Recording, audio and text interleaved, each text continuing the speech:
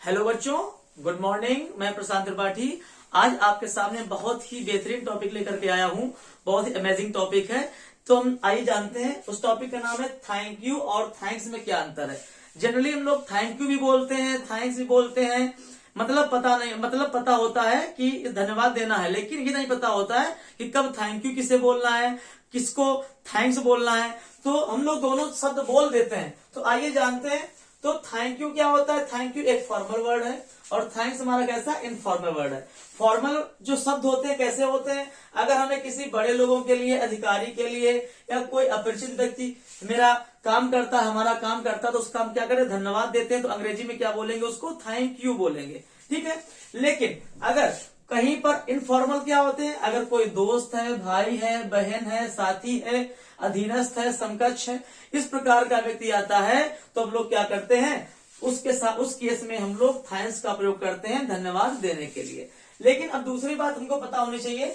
ठीक उसी प्रकार हम लोग जिस प्रकार से हम लोग क्या बोलते हैं, हेलो बोलते हैं। तो हेलो हमारा कैसा फॉर्मली है। और फिर एक बार हम लोग संबोधन बताने के लिए अपना क्या बोलते हैं, हाय भी बोलते हैं। व्हाट्सएप की भाषा सब लोग जानते होंगे। लेकिन हेलो क्या बोलेंगे, हेलो फॉर्मली वे में बोलेंगे और हाय इनफॉर्मल वे में हम लोग बोलेंगे। ठीक है। तो दो बातें हमने सीखी, थैंक यू का सीखा और थैंक्स सीखा, और हेलो का सीखा और हाय का सीखा। लेकिन अभी भी कुछ बातें हैं जो हमको जाननी है। जैसे हमने क्या देखा था कि थैंक मेरी वर्ब है। ठीक है। इसका मतलब होता है धन्यवाद देना। लेकिन थैंक्स क्या होता है, हमारा नाउन है, मतलब कि धन्यवाद।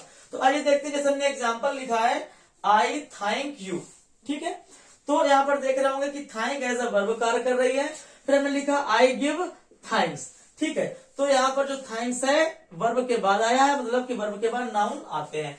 फिर हमने देखा हम थैंक यू तो बोलते हैं, ठीक है, सबको पता है, ठीक है, लेकिन कभी भी थैंक्स यू नहीं बोलेंगे।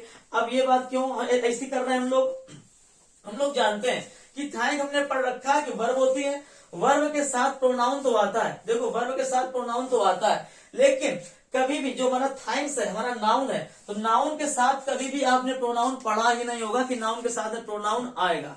मतलब प्रोनाउन की परिभाषा हमने बचपन में पढ़ी थी। ऐसे जो प्रोनाउन शब्द होते हैं वो नाउन के स्थान पर आते हैं, ना कि नाउन के साथ में आते हैं। ठीक है। हम लोगों ने जनरली एग्जाम्पल पढ़े, राम, राम के साथ में प्रोनाउन के रूप में ही का प्रयोग कर देते हैं, सीता के साथ में सी का प्रयोग कर देते हैं, लेकिन इनको एक साथ कभी भी नहीं लिखेंगे। इतनी बातें पता होनी चाहिए। तो उसी का एग्जाम्पल देखते हैं। ये हमने देखा है, देखो गिव यू लिखा है, ठीक है, वर्ब के साथ में प्रोनाउन लिखा है। सेंड मी लिखा है, वर्ब के साथ में प्रोनाउन लिखा है।